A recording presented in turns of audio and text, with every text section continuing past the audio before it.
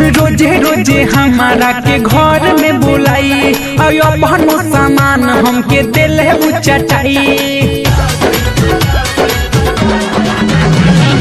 रोजे रोजे हमारा के घर में बुलाई अपन सामान हमके दिल चटाई।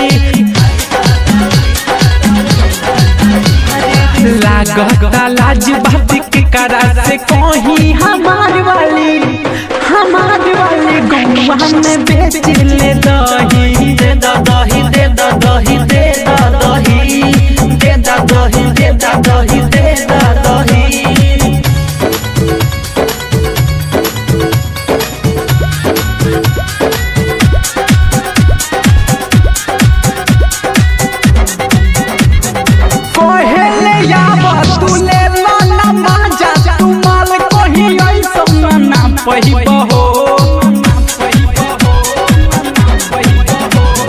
खोल के निकालो न मन भर खालो न कहीं लता मोटा जइबहो। कहेले सौदाई तू ही दमही हमार वाली गौवा में बेच ले दही। दे दही दे दही दे दही दे दही दे दही दे दही।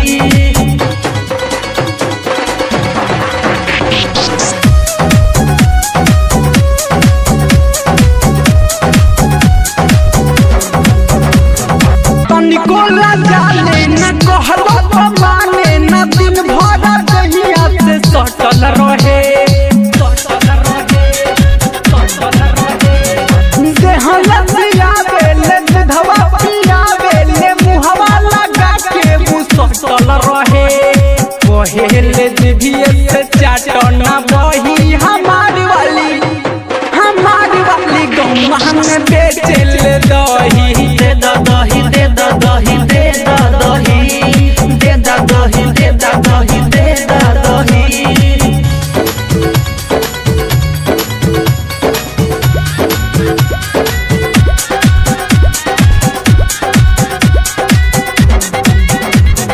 सुनील मिथुन बाड़े कैले उठौना राहुल गुटन के बाटे भइल असर।